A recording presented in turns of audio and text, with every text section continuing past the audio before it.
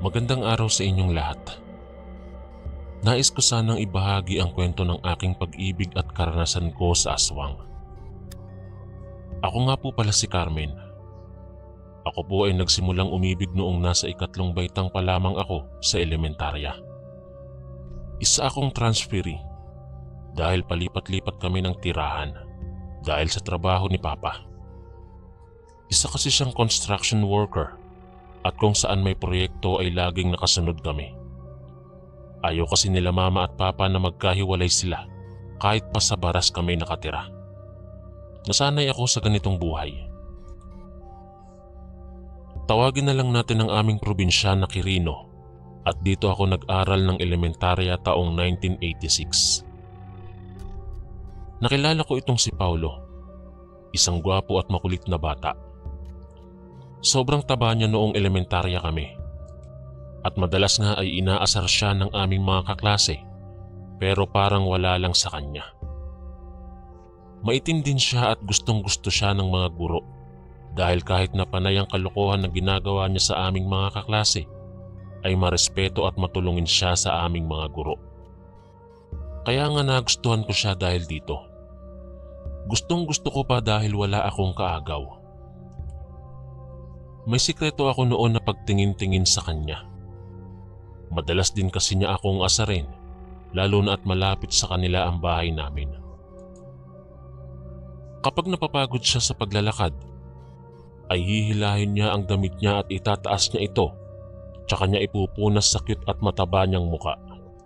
Lumalabas talaga ang malaki niyang tiyan at may maliit na hugis bilog na balat sa kanyang tiyan. "Huy Paulo, kadiri ka.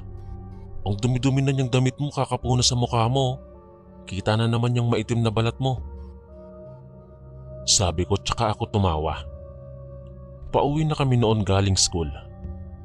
"Abay, hindi mo ba alam? Sabi ni Lola itong balat ko na ito marka daw ito ng aswang sa akin. Kaya daw lapitin ako ng aswang.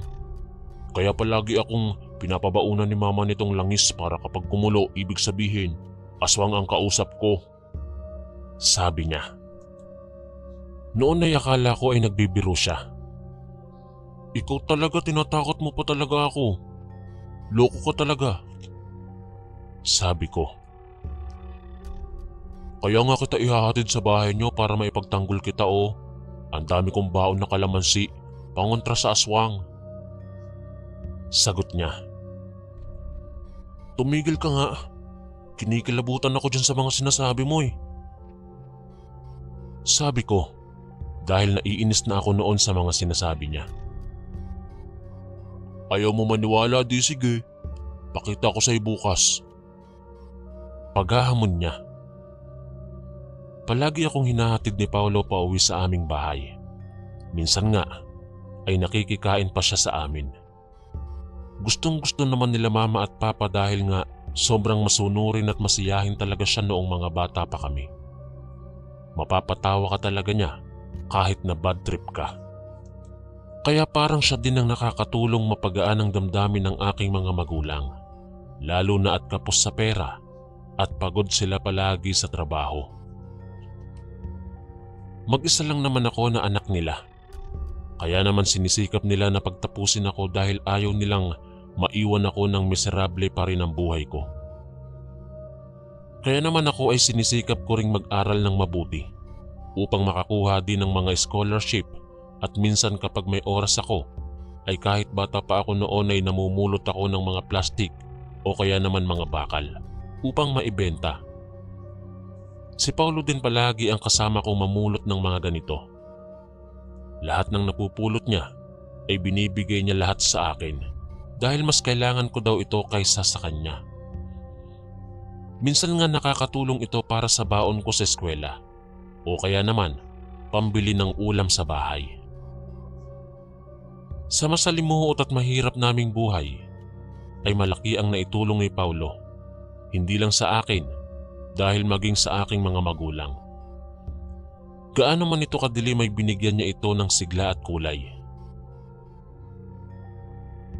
Kinabukasan nga, pagkatapos ako noong ihatid ni Paulo, ay tinutuon niya ngang ipakita sa akin ng pagkulo ng langis na dala-dala niya. Mayroon kasing isang ali na nagbebenta ng mga merienda sa harap ng aming paaralan. Siya si Aling Bita. Matanda na ito at bago pa lamang siya na tindera. Ang kanyang mga paninda ay mga banana Q at mga kakanin. Hindi ko nga alam kasi parang walang bumibili sa kanya noon sa aming eskwelahan. Bukod kasi sa sobrang dilim sa loob ng kanyang tindahan, ay lumang-luma na ito. Idagdag mo pa ang itsura niyang nakakatakot.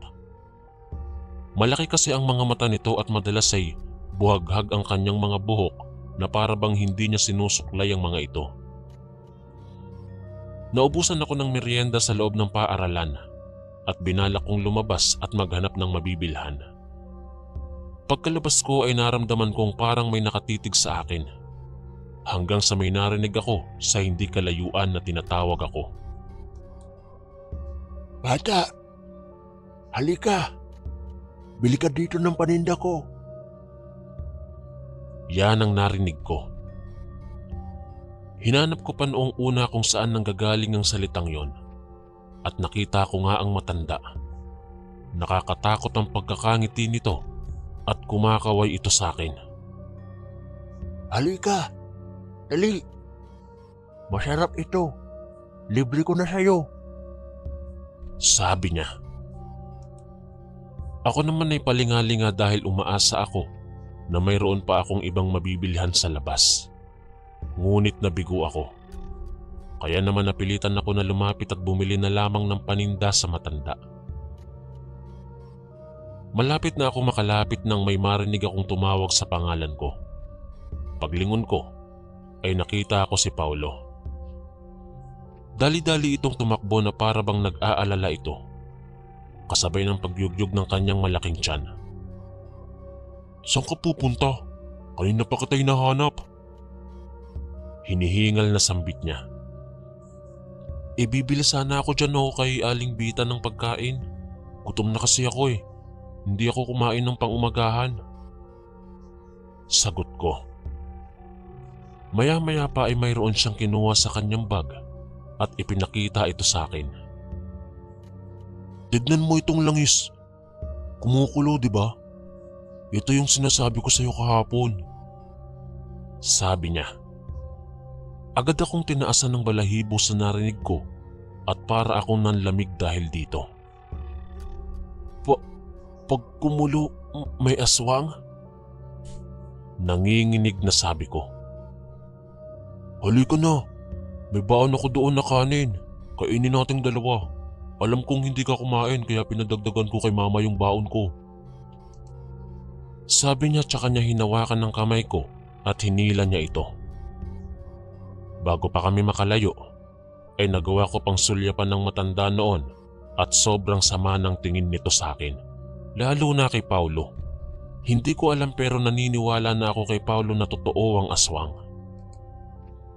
Kapag dumadaan kami sa kinaroroonan ng matanda, ay nakayuko kaming dalawa. Dahil nga hindi talaga maganda ang itsura nito at para bang bumubulong ito kapag nakikita niya kami. Hanggang grade 6 lang ako nanirahan sa Quirino.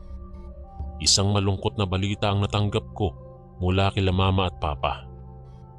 Kailangan na daw ulit naming lumipat ulit ng lugar dahil ang bago sana nilang proyekto ay hindi natuloy at sa ibang lugar na raw ito isasagawa.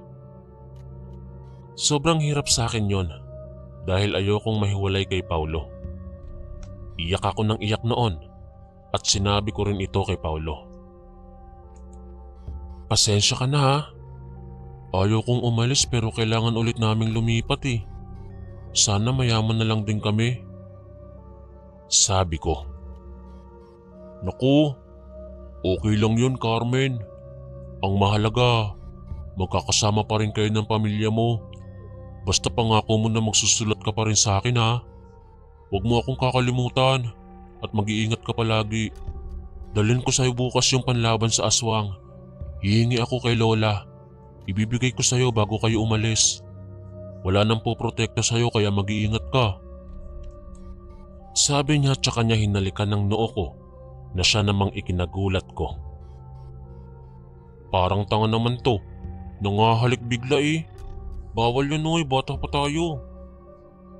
Sabi ko, kapag magkita tayo at malaki na tayo, papakasalan kita, Carmen. Sabi niya tsaka siya ngumiti. Sige ba? Pag hindi mo tinupad yan, mumultuhin talaga kita. Sagot ko naman. Kinabukasan nga bago kami umalis sa Quirino upang bumiyahe papuntang Maynila, ay sinamahan niya kami hanggang sa pagsakay namin sa bus. May maliit na bag siyang ibinigay sa akin at punong-puno ito ng mga panlaban ko daw sa aswang. Natawa nga sila mama at papa nang makita nila. Bukod pa dito, ay may 10 page ng notebook na punong-puno ng kanyang mga sulat sa akin. Kinikilig nga ako hanggang ngayon kapag nababasa ko. Nakatago kasi ito sa akin. Kapag inaasar ko nga siya ngayon, ay napipikon siya. Sunugin ko na raw. Halos 5 taon kaming hindi nagkita mula noong iniwan ko siya. Hanggang first year college lang ang natapos ko dito sa Maynila. Dahil ang aking mga magulang ay namatay dahil sa may mga adik na pumasok sa bahay namin habang tulog ang lahat. Maging ako ay kanilang sinaksak. Hindi ko rin alam kung paano ako nakaligtas. Nagtamo ako ng 2 saksak. Ang isa sa aking tagiliran at ang isa ay sa aking kamay. Dahil pinagsasangga ko ito. 3 mga batang lalaki ang mga ito. Tinangay nila ang mga steel bar na ginagamit ni Papa sa construction. Nagpanggap akong patay nung gabing yon at buong lakas akong naglakad sa labas upang humingi ng saklolo sa aming mga kapitbahay. Hindi na nahuli ang mga pumatay sa aking mga magulang. Ngunit sobrang sakit sa akin ang ginawa kong pagpapalibing sa aking mga magulang. Lahat ng ipon ko para sa aking pag-aaral ay nagamit ko dito. Nawalan na rin kami ng komunikasyon ni Paulo. Akala ko nga ay nakalimutan na niya ako dahil hindi na siya sumusulat sa akin.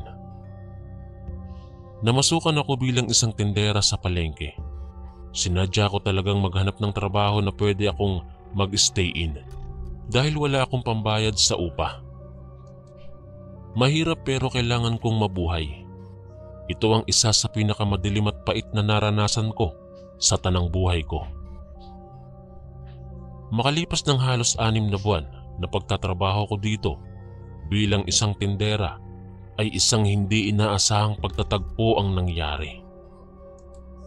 Hapon na noon at tapos na ang aking duty nang bigla akong tinawag ng aking amo na si Nanay Donna. Carmen, halika muna dito. Ipakikilala ko sa iyo ang aking pamangkin galing sa kanilang probinsya. Nagulat nga ako dahil naghahanap ng trabaho, kaya kinuha ko na. Kawawa naman at naulila na ng maaga kagaya mo. Sabi niya tsaka niya ako sininyasan na sumunod sa kanilang bahay. Sige po Nay. Tapos na rin naman po akong magligpit ng paninda. Susunod na po ako. Sagot ko. O siya, sige. Nang makilala mo naman ang bago mong kasama bukas sa palengke. Sabi niya. Pagkatapos ko ngang mag-ayos, ay nagsimula na akong maglakad. Pagkarating ko sa bahay ng amo ko, ay dumiretso muna ako sa baba upang maligo. Dahil amoy na amoy ko ang pawis ko. Pagkatapos kong maligo ay agad akong pumunta sa taas at dito nga ay nakita ko ang isang batang lalaki na halos kaedad ko. Habang papalapit ako ng papalapit ay parang pamilyar ang kanyang mukha na hindi ko mawari kung saan ko siya nakita. Halika Carmen, kumain ka na rin, samahan mo kami. Siya nga pala, siya ang makakasama mo bukas. Sabi ni Nanay Donna.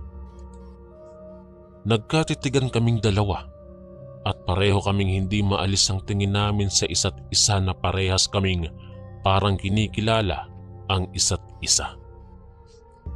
Hanggang sa tinapik niya si Nanay Donna, tsaka lang ito tumayo at nakipag-shake hands.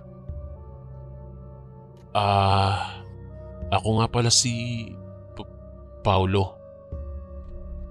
Pakilala niya, tsaka siya ngumiti.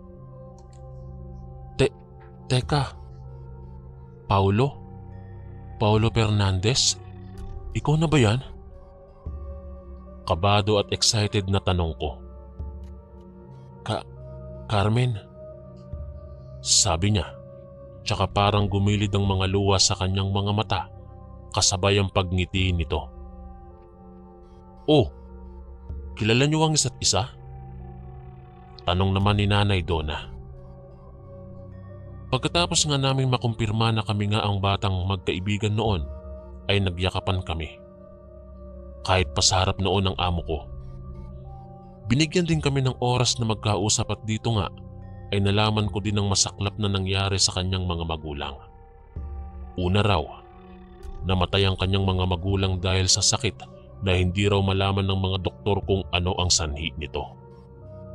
Bigla na lang daw silang nagkaroon ng sakit sa katawan, mga pasa, at kung minsan ay nagkaroon sila ng mga allergies sa katawan. Ilang beses daw sinabi ng kanyang lola na magpatingin sila sa albularyo. Ngunit tumanggi daw ang mga ito dahil hindi sila naniniwala sa kulam o sumpa. Kaya daw hindi siya nakakapagpadala ng sulat sa akin dahil sa depresyon na pinagdaanan niya noong namatay ang mga ito. Pagkatapos ng ilang buwan, mula daw nung namatay ang kanyang mga magulang, ay sumunod naman ang kanyang lola. Hindi na lang daw ito nagising. Pinaniniwalaan naman ng lahat na namatay ito sa bangungot. Bakit kaya ganun, no? Hindi naman kami masamang tao. Bakit ganito ang nangyari sa kanila? Pakiramdam ko tuloy malas ako, kaya lahat na lang ng mga mahal ko sa buhay ay namamatay. Sabi ni Paulo. Paulo, huwag mo isipin yan. Andito pa naman ako. Pero ang weird lang halos sabay ang pagkamatay ng ating mga magulang. Sabi ko. Alam mo Carmen, parang naniniwala ako kay Lola na sumpa o kulam ang nangyari sa atin. Hindi ko alam pero itong balat ko noong namatay ang aking mga magulang at si Lola, para siyang sumasakit o kaya naman kumakati siya. Sabi niya. Hindi kaya totoo nga na sinumpa tayo? Yung gabi na pinasok kami ng mga adik sa bahay, napanaginipan ko yung matanda sa labas ng eskwela natin. Naalala mo yon? Yung sinabi mong aswang, hindi kaya siya ang gumagawa sa atin nito? Sabi ko. Parehas kaming kinikilabutan habang pinag-uusapan ng tungkol dito. Hindi pa rin kami makapaniwala na nagkita ulit kami. At wala akong kaalam-alam na tita niya pala ang aking amo. Nalaman ko rin na kaya pala ako tinanggap ni Nanay Donna dahil nasabi kong lumaki ako sa lugar kung saan dito din siya lumaki. Magulo ang utak ko sa araw na yon dahil kung susuriin ay parang totoo nga ang sinasabi ni Paulo na baka nga kinukulang o sinumpa kami. Sinikap nga naming makaipon ni Paulo ng pera upang makauwi kami sa aming probinsya. Niligawan din ako ni Paulo at kaagad ko naman siyang sinagot. Para sa akin, wala nang dahilan pa upang patagalin ang kanyang panliligaw. Kagaya ng dati, sobrang maalaga ni Paulo sa akin at nagsasama na rin kami sa maliit na kwarto sa bahay ng kanyang tita. Minsan nga ay pinagsasabihan din kami ni Nanay Donna na wag daw munang magbubuntis dahil wala pa kaming sapat na ipon at mahirap bumuhay ng bata. Dahil dito, ay nakapagdesisyon kami ni Paulo na wag na lamang aksayahin ng oras naming umuwi pa ng probinsya upang tignan ulit ang matandang aswang. Mas pinili na lamang namin na ayusin ang aming kinabukasan.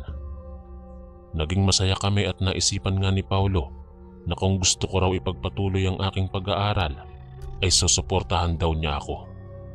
Napag-uusapan namin ito noon habang naka-duty kaming dalawa sa tindahan habang wala pang masyadong mga bumibili. Mahal, gusto mo bang mag-aral ulit? Sa tingin ko, kailangan na may makapagtapos kahit isa sa atin para naman kahit papano kung bumuo na tayo ng pamilya, kaya na nating tustusan ng pangangailangan ng mga anak natin. 3 taon lang naman ang kailangan mong tapusin, di ba? Bigla ang tanong niya sa akin. Nakakabigla ka naman, mahal. Pero syempre, gusto kong makapagtapos. Lalo na, yun din ang gustong mangyari ng aking mga magulang nung nabubuhay pa sila. Pero ang tanong, kaya ba natin? Tanong ko. Hinawakan niya ang kamay ko at saka siya nagsalita. Wala akong hindi kakayanin, basta't para sa iyo, mahal. Pagkatapos mong mag-aral, ako naman ang susunod. Sabi niya at nakatitig siya sa aking mga mata. Hanggang sa naputol ang aming usapan dahil sa matandang biglang sumulpot sa aming harapan at hawak niya ang isang piraso ng mansanas. Madumi ang kanyang itsura at nakatakip ang kanyang muka. Ineng, baka po pwedeng makahingi ng isang mansanas. Gutom na ako. Sabi niya. Nagulat ako sa matanda sa bigla niyang pagsulpot sa harapan namin. Ay naku Lola, Diyos ko. Nakakagulat naman po kayo. Pasensya na ho Lola pero hindi po pwede. Hindi po kasi namin pag-aari ang binibenta namin po. Pero kung gusto ho ninyo, meron po akong dalang baon na pagkain. Baka gusto niyo ho, ito na lang. Sagot ko sa matanda. Nagulat ako sa pag-iba ng itsura ng kanyang mga mata na para bang galit ito. Ito nga ang gusto kong kainin eh. Bakit ba ang damot mo? Sige na, isa lang. Galit na sabi niya, tsaka para siyang baliw na kinagat ang mansanas at nginuya ito. Naku po nanay, sige po pagbibigyan ko kayo ngayon dahil wala na po akong magagawa, nakagat niyo na ho eh. Sana sa susunod ho, huwag niyo pong gagawin yun ha. Naiinis na sabi ko. Carmen, hayaan mo na. Bulong sa akin ni Paulo. Tumayo si Paulo at kumuha ng isang supot. Tsaka siya naglagay dito ng 2 pirasong mansanas. Nay, kunin niyo ho ito. Kami na lang ho ang magbabayad sa kinain niyo. Sabi niya habang iniaabot ang pagkain sa matanda, ay bigla nitong idinura ang mansanas sa kanyang bibig sa kamay mismo ni Paulo. Nagalit ako sa matanda sa nakita ko, kaya tumaas ang boses ko at sinigawan ko ito. Nay, sumusobra na ho kayo ah. Kayo na nga ho ito binibigyan ng babastos pa kayo. Umalis na ho kayo dito, bago pa akong magtawag ng pulis. Galit na sabi ko. Si Paulo naman ay agad na nagpunta sa CR malapit sa palengke upang hugasan at sabunan ang kanyang kamay. Pagkaalis nito ay tinanggal ng matanda ang takip sa kanyang muka at nakatitig lang ito sa akin. Nung una ay pilit ko siyang kinikilala dahil parang pamilyar ang kanyang itsura. Subalit ang hirap kilatisin dahil ang dungis ng kanyang muka. Umalis na ho kayo dito, tatawag na ako ng pulis. Banta ko ulit sa kanya at maging ang mga kasama namin sa palengke ay sinasabihan na rin ng matanda na umalis na ito. Hanggang sa biglang nagsalita ito. Maswerte kayo at buhay pa kayo. Hindi kayo magiging masaya. Sabi ng matanda at saka ito tumawa. Habang naglalakad ito palayo, ay bumubulong-bulong pa ito. Kinilabutan ako sa aking nakita at agad na lumapit sa akin ang kaibigan namin na nagtitinda rin ng mga prutas na si Desa. Naku Carmen, mukhang may galit ang matandang yun sa inyo ah. Kilala niyo ba? Ilang beses ko na kasing nakikita yan na padaan-daan dito at laging nakatingin sa inyo. Sabi niya na mas lalo akong natakot dahil dito. Ate Desa, kailan mo pa nakita ang matandang yon? Ngayon ko lang kasi nakita yan eh. Alalang tanong ko. Abay hindi ko na maalala pero Carmen, kailangan niyong pumunta sa albularyo. Naku, mahirap yan. Mukhang hindi normal ang matandang yon. Baka mamaya kulamin kayo. May kilala akong ganyan, kinulam at namatay. Naku, nakakatakot. Sabi nito. Agad namin noon sinumbong kay Nanay Donna ang tungkol dito at maging siya ay kinilabutan din daw sa mga nangyari. Humingi kami ng 3 araw na pahinga at ginugol nga namin ang aming oras na magpatingin sa albularyo. Ang sabi sa amin ay wala naman daw itong nakikitang kumukulam sa amin. Hindi kami kaagad naniwala ni Paulo, ngunit sinikap pa rin naming magpatuloy sa aming gawain upang makaipon kami bago pa ang pasukan. Nakapag-enroll na rin kasi ako. Makaraan nga ang ilang araw ay pumasok na ako sa eskwela. Tuwing Sabado at Linggo ay tumutulong pa rin ako sa tindahan. Madalas ay sa tindahan na rin ako nagre-review kapag walang masyadong bumibili. Hanggang sa may napapansin akong pagbabago kay Paulo. Hindi na kasi siya kagaya ng dati na laging sweet sa akin. At madalas din itong magselos kapag may nakikita siyang mga kaklase ko. Sobra siyang nagseselos kay William. Isa sa gwapo naming kaklase. Halos kaedad kasi namin si William. Mas matanda pa nga ito sa akin dahil ilang beses din daw siyang tumigil ng pag-aaral. May gusto sa akin si William at hindi ito lingid sa kaalaman ni Paulo. Lahat ng mga manliligaw ko ay alam niya dahil sinasabi ko lahat. Maging ang aking cellphone ay walang password. Hinahayaan ko lang siya na basahin ang lahat ng message sa akin. Si William ang pinakamakulit kong manliligaw. Kahit pa sinabi ko na sa kanya, natigilan na ako dahil may asawa na ako. Ito kasi ang madalas kong sabihin sa aking mga kaklase. Bakit Carmen? Hindi pa naman kayo kasal, kaya pwede pa kitang agawin. Ito ang madalas niyang sabihin sa akin, kaya naman sinasadya kong maging masungit sa kanya. Pero hindi ko pa rin talaga masukat ang kakapalan ng mukha ni William. Dahil minsan ay bigla itong bumisita sa tindahan at bumili ng prutas. Tsaka niya ako kinikindatan sa harap pa ni Paulo. Carmen, miss na kita. Kita tayo bukas sa school. Sabi niya na para bang nang aasar.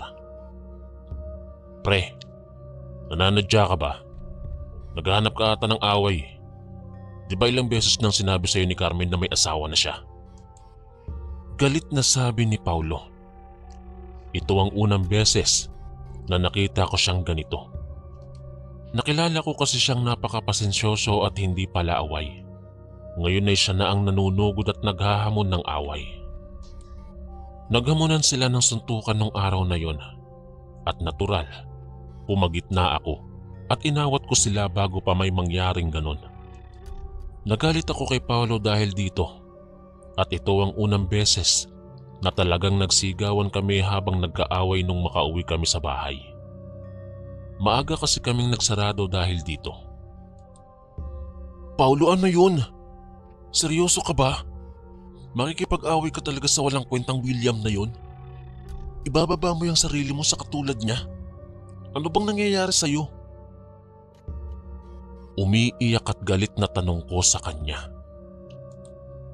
Aba, kung ipagtatanggol mo ang lalaking yun, di sakutin mo na. Mukhang gustong gusto nyo ata kayo na magsama na Baka nga nagkikita kayo ng hindi ko nalalaman. Aminin mo na kasi. Sumbat niya. Naririnig mo ba yung sarili mo, Paulo? Mukhang napapansin ko na nawawala ka na ata sa katinuan. May problema ba? Sawa ka na ba sa akin ano?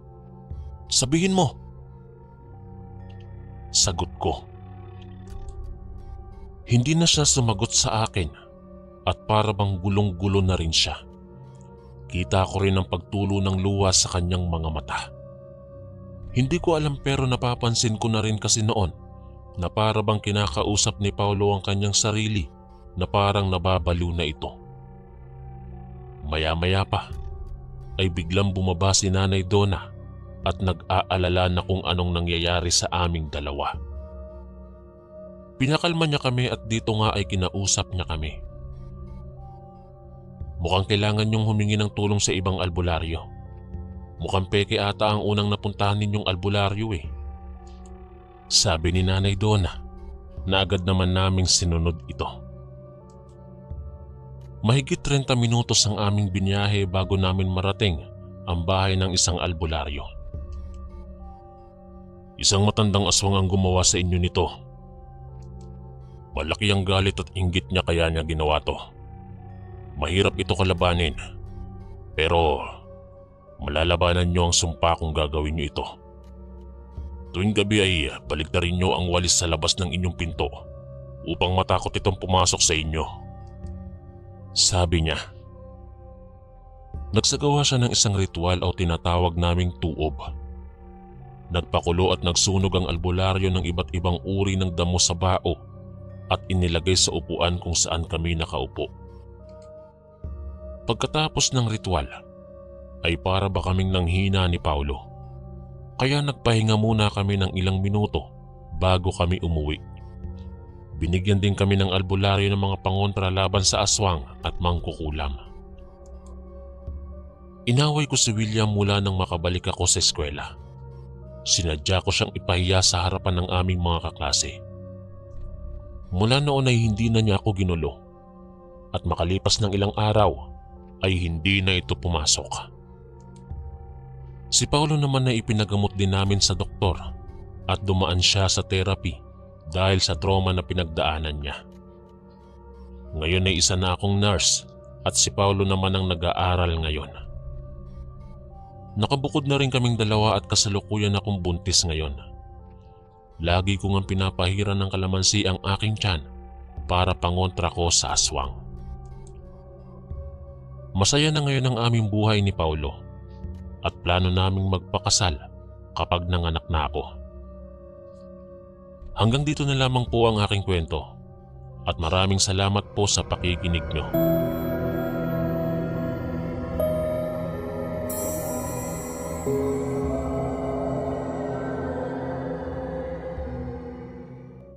Magandang araw po Kuya Chris at sa lahat ng inyong mga tagapakinig sa channel nyo. Tawagin nyo na lang po ako sa pangalang Emilio. Nais ko lang pong ibahagi sa inyo ang kwentong hango sa tunay at sarili kong karanasan nang minsang mapadpad kami ng aking ama sa isang lugar na katakot-takot talaga. Sa isang liblib na baryong nasasakupan ng Kabisayaan na hindi ko na lamang po papangalanan pa. Dekada 90 nang mangyari ang karanasan naming ito. Ng panahong yun ay pagko-construction lamang ang ikinabubuhay ng aming pamilya. Kung saan saang lugar kami ng aking ama na didestino sa trabaho. Kasama ang mangilan-ngilan naming kababaryo na kasamahan lang din namin sa pagko-construction. Kahit kasi ganun lamang ang trabaho namin ng aking ama, ay malalaking kontrata naman ang ginagawa namin. Gaya na lamang ng paggagawa ng malalaking gusali o tulay. Bata pa lamang ako ay kinalakihan ko na lamang noon ang paminsanang pag-uwi ng aking ama sa aming bahay. Gaya ng nasabi ko, ay kung saan saang lugar sila nadidestino. Minsan ay isang beses lamang sa loob ng 2 buwan kung umuwi siya. Subalit kahit ganoon ay tinitiyak niya na nasa maayos at mabuting kalagayan naman kami, lalong-lalo na ang aking ina. Hanggang sa umidad na nga ako ng 14 na taong gulang. Dahil sa nasa liblib na probinsya kami nakatira, ay hindi talaga maipagkakaila ang kahirapang dinaranas ng aming pamilya noon. Matapos kong makapagtapos ng elementarya, ay hindi na ako nagpatuloy pa sa pag-aaral. Bagkus ay mas pinili ko na lamang na sumama sa aking ama sa pagko-construction niya. Batid ko kasing mas lalo lang kaming mahihirapan kapag nag-aral pa ako, lalo na at maliliit pa ang aking mga kapatid. Nung una ay ayaw pumayag ng aking ina. Dahil sa ako ang panganay ay wala na rin siyang nagawa pa dahil hindi sumasapat sa amin ang kakarampot na sinasahod ng aking ama. Mahigit 1 buwan din akong naghintay sa pag-uwi niya.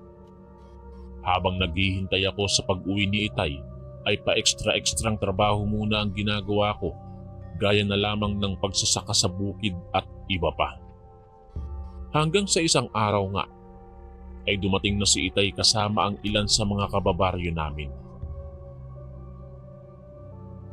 Nang makauwi na ang aking ama, 3 araw lang ang pananatili niya sa amin at balik trabaho na naman sila ng mga kasamahan niya. Sa pagkakataong yun, ay kasama na ako. Dahil sa iyon ang unang beses kong bumiyahe ng malayo, ay gising ako buong biyahe. Gabi kami nang umalis sa aming baryo at hapon na kinabukasan nang makarating kami sa site nila Itay. Habang nasa biyahe ay excited akong makarating agad sa paroroonan namin. Akala ko kasi syudad na ang lugar na yon at maraming iba't ibang tanawin. Subalit laking pagkadismay ako nang makarating kami roon at nakita ko ang lugar kung saan nagtatrabaho ang aking ama. Malayo na ito sa kabihasnan at parabang malapit na sa kabundukan. Hindi naman nakakatakot ang lugar na yon sapagkat marami ang bantay na nag-iikot sa buong paligid. Lahat ng manggagawa ay hindi maaaring lumabas ng site hanggang walang anunsyo ng may-ari at hindi pa sila uuwi sa kani-kanilang pamilya. Ngunit kahit ganoon pa man, ay halata talagang under construction pa ang buong lugar. Nang makapasok kami sa loob ng site nila Itay, ay sinalubong agad kami ng iba pang kasamahan nila. Marami pala sila na nasa mahigit 50 katao at gaya namin ay mula din sa iba't ibang lugar at probinsya. Nung una ay akala ko ako na ang pinakabata sa pinagtatrabahuhan nila Itay. Subalit nagkamali pala ako nang makita ko ang isang babaeng mas bata pa lamang sa akin ng 1 taon. Inakala ko pang anak siya ng may-ari o ng mas nakatataas kila Itay dahil sa may kagandahan siya. Kahit na morena ang kulay niya ay pansin na pansing tila may kaya sila sa buhay. Subalit nang tumagal ako roon ay nakilala ko siya at doon ko lang napag-alamang Isay ang pangalan niya. At nag-iisang anak siya ni Mang Augusto, ang foreman nila Itay na kababaryo lang namin. Kahit nakilalang foreman kasi si Mang Augusto sa amin, ay wala nang ibang nakaalam pa patungkol sa buhay nito matapos mamatay ang kanyang asawa. Naging maayos at maganda ang pagsama ko kay Itay sa trabaho niya, lalo na at mayroon akong kaidarang nakakausap. Naging malapit din kami ni Isay sa isa't isa at naging matalik na magkaibigan. Marami akong nakilala at nakasundo sa loob ng site nila Itay, lalo na ang matandang si Mang Densyo. Bagamat nasa edad 50 mahigit na ito ng mga panahong yon, ay hindi may pagkakaila ang katikasan ng katawan nito noong kabataan pa lamang niya. Kitang-kita pa rin sa pangangatawan niya ang katikasan at ang pagiging matipuno. Subalit kahit ganoon ay nag-iisa lamang siya sa buhay at walang pamilya. Kaya naman kung saang-saang lugar lang umano siya napapadpad. Nang dumating na nga ang araw ng pagbalik namin ni Itay sa aming baryo, ay sumama si Mang Densyo sa amin. Wala naman daw siyang ibang mauuwian at mapupuntahan, kaya naman naisip niyang sumama na lang sa aming baryo nang sa ganun ay makalabas naman siya ng site at makakita ng ibang tanawin. Dahil sa malapit din si Mang Densyo kay Itay, ay agad na nga siyang pinasama ni Itay. Kasama din namin sa pag-uwi ang anak ni Mang Augusto na si Isay at ang iba naming kababaryo. Malaki-laki ang nauwi naming pera ni Itay dahil dalawa na kaming nagtatrabaho at kahit na hindi ganoon kalaki ang sahod ko ay ayos lang sa akin yon basta may maidagdag lamang sa pangkonsumo nila inay. Dahil sa pagod sa pagtatrabaho, bago kami bumiyahe kinagabihan pa uwi, ay nakatulog na ako sa daan. Nang magising ako ay malapit na kami sa baryo namin. Tuwang-tuwa pa si Isay nang makarating kami sa baryo namin dahil matagal-tagal na rin daw siyang hindi nakakauwi sa kanila at parati lang siyang nagpapaiwan sa lugar kung saan nadidistino ang kanyang ama. Si Mang Densyo naman ay panay ang kwento kay Itay ng kung ano-ano lang. Bago kami magsiuwian sa kanya-kanyang pamilya, ay pinaalalahanan pa kami ni Mang Augusto na 2 araw lang ilalagi namin doon at babalik na naman kami sa lugar na pinagtatrabahuhan namin. Sabay-sabay umano kaming lahat na babiyahe nang sa ganon ay walang maligaw sa amin. Nang makauwi na kami ni Itay sa bahay, ay naabutan namin si Inay na may sakit. Nilalagnat at inuubo ito. Kaya naman ang masaya sanang pagsalubong sa amin ay nawalan ng buhay sa kadahilan ng maging ang iba kong mga kapatid ay may sakit din. Hindi ko alam kung uso ba ang sakit sa amin ng mga panahong yun. Mabuti na lamang at malaki-laki ang perang naiuwi namin ni Itay at nabilhan kaagad ng gamot ang mga kapatid ko at si Inay. Mabilis na lumipas ang mga oras at patapos na ang 2 araw na pananatili namin sa amin. Kinakailangan na naming bumalik sa site para magtrabaho na ulit. Ipinatawag na nga kami ni Mang Augusto para sa napag-usapang sabay-sabay na babiyahe pabalik sa lugar ng pinagtatrabahuhan namin. Subalit hindi pa rin gumagaling ang aking ina at mas lalo lang lumala ang sakit na nararamdaman nito. Ang lagnat niya ay naging trangkaso na. Kaya naman ipinagliban na lang muna ni Itay ang pagbalik namin sa trabaho at nagpaalam na lamang siyang susunod na lamang kami kapag gumaling na si Inay dahil baka mapano pa si Inay habang nasa malayo kami. Naintindihan naman ni Mang Augusto ang nais iparating ni Itay at pumayag ito sa pakiusap ni Itay. Maging si Mang Densyo ay minabuti ng sumabay na lamang sa amin ng sa gayon ay may kasama umano kami sa pagbalik namin sa site. Nauna na nga bumiyahe si Isay pabalik sa pinagtatrabahuhan namin kasama ang iba pa naming katrabaho. Nagpaiwan naman si Mang Densyo gaya ng sabi niya. Nang makabalik kami sa bahay, ay nagsuwestyon si Mang Densyo na may susubukan siyang gawin kay Inay na matagal na niyang hindi ginagawa. Anya ay susubukan niya lang umano kung gagana pa at mapapagaling niya si Inay. Laking pagtatakaman namin ni Itay kung ano ang ibig niyang sabihin ay hinayaan na siya ni Itay sa gagawin niya. Nagpakuha siya ng baon ng nyog at baga tsaka isang balahibo ng manok. Nakita kong bumubuka-buka ang bibig niya habang pinapausukan ng hawak niyang balahibo ng manok. Batid kong nag-uusal siya ng mga Latin na salita, subalit ni isa sa mga ito ay hindi ko maintindihan. Maya-maya pa ay iniihip niya paikot sa buong katawan ni Inay ang usok na nagmumula sa bagang nasa baon ng nyog. Matapos niyang gawin iyon, ay makalipas lang ang ilang oras ay pinagpawisan si Inay.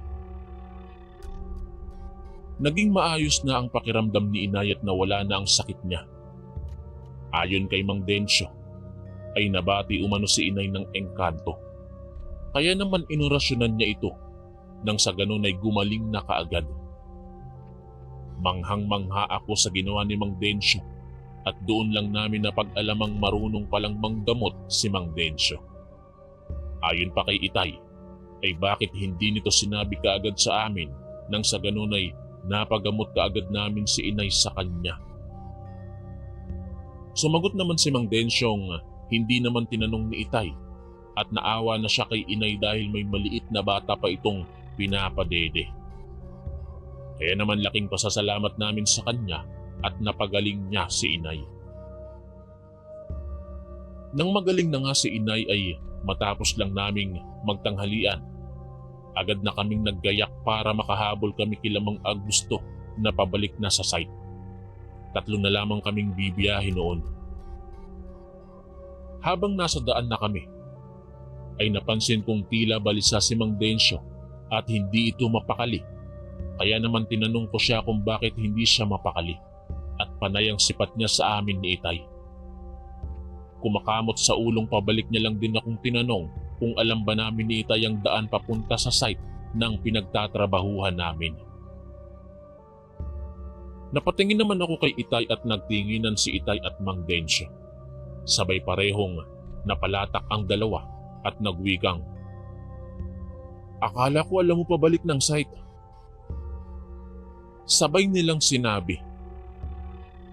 Napailing-iling naman si Mang Densyo at sinabing yun ang unang beses niyang lumabas ng site magmula nang makapasok siya sa konstruksyong pinapasukan namin. Napapailing naman si Itay. Sa kadahilanang tanda niya ang daan, subalit hindi niya alam kung saan bababa at ano ang sasakyan.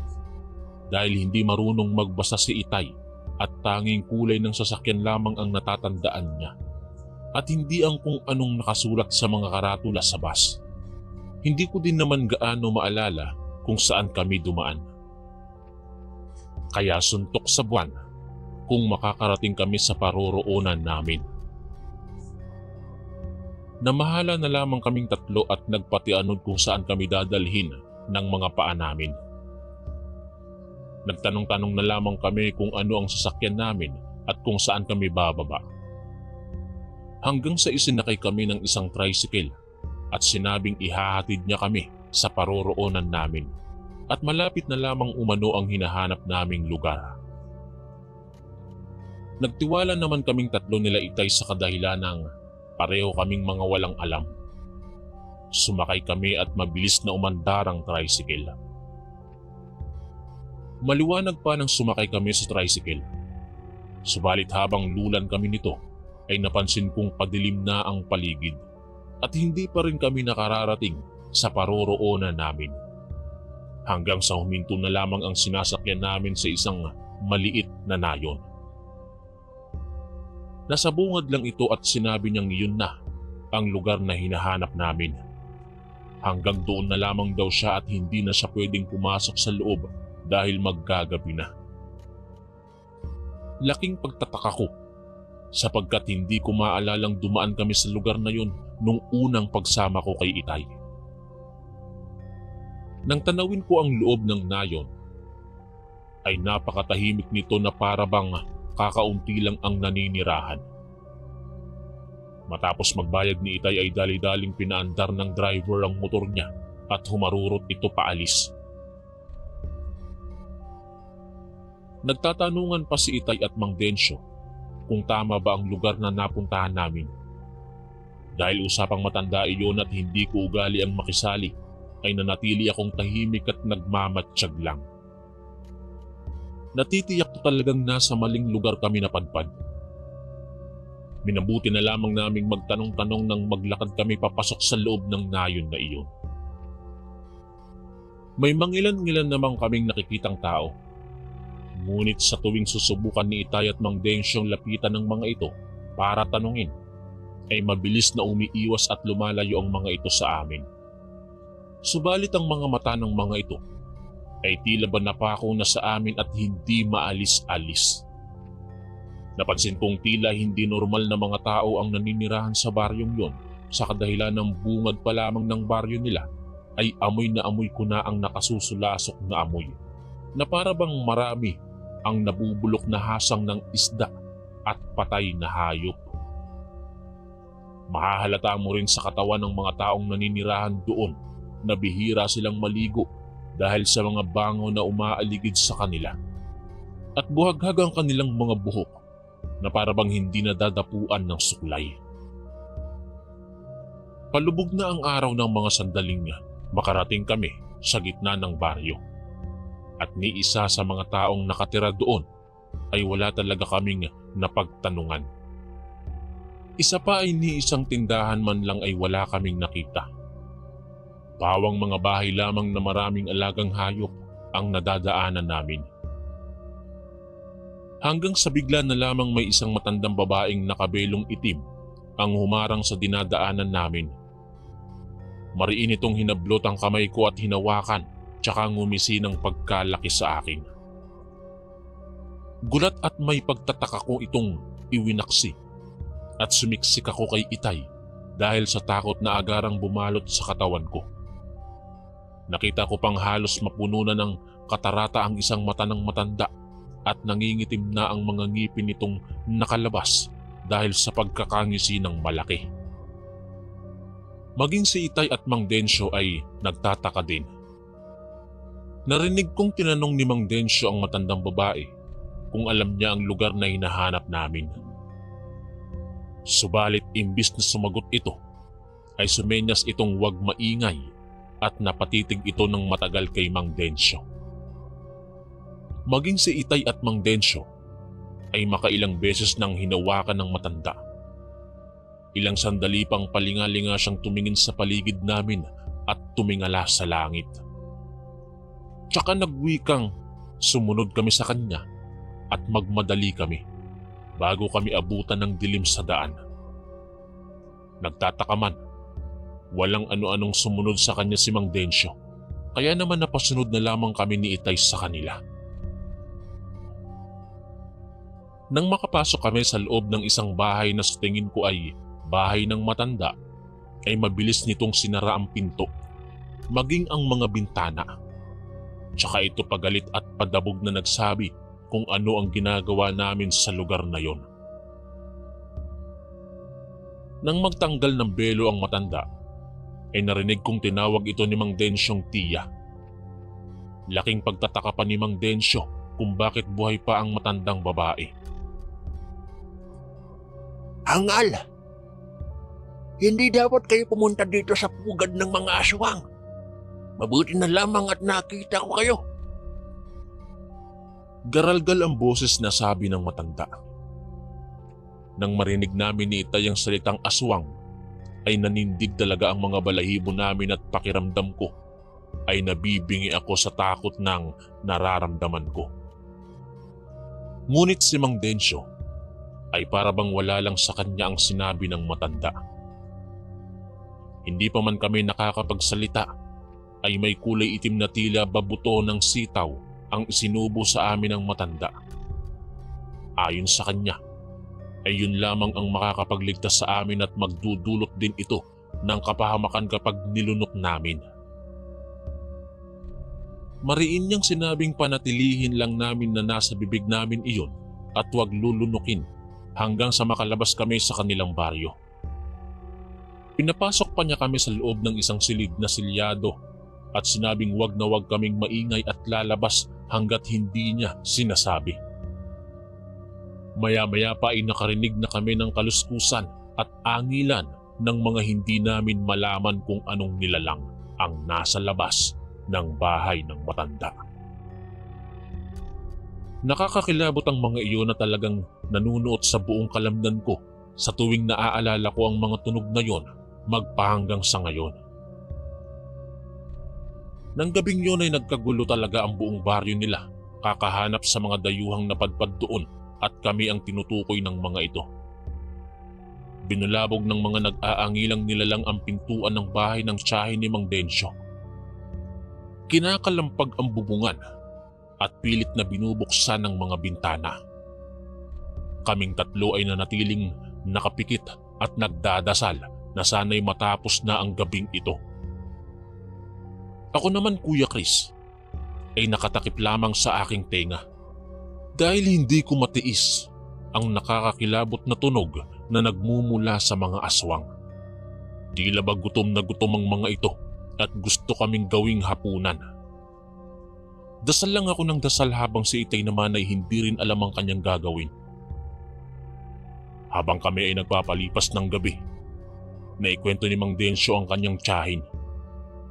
Akala daw niya ay patay na ito dahil aaminin daw niya na may laing aswang ang napangasawa ng kanyang tiyahin at siya ay nahawaan lamang. Tinugis daw ng taong bayan ang bahay nito at sinunog. Wala siyang kaalam-alam na nakaligtas pala ang kanyang tiyahin. Nanindig naman ang aming mga balahibo dahil sa ikinuwento ni Mang Densyo dahil aswang pala ang kasama namin sa bahay na yon.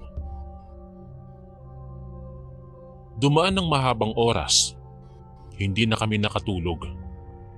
Hanggang sa dahan-dahan nang nawala ang mga bumubulabog sa bahay ng tiyahin ni Mang Densyo.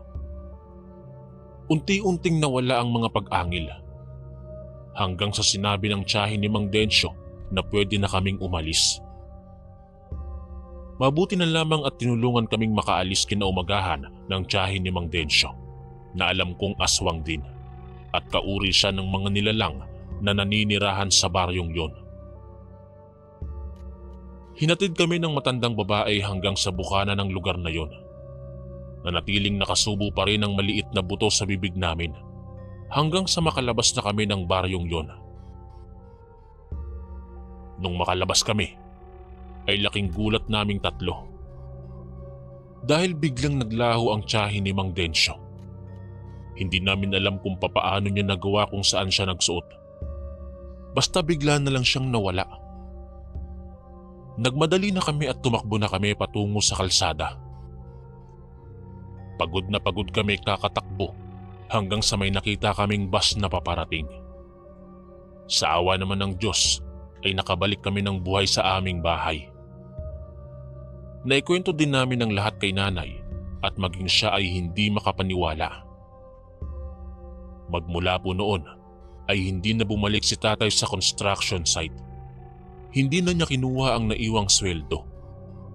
Naghanap na lamang kami ng ibang pagkakakitaan para lamang kami ay mabuhay.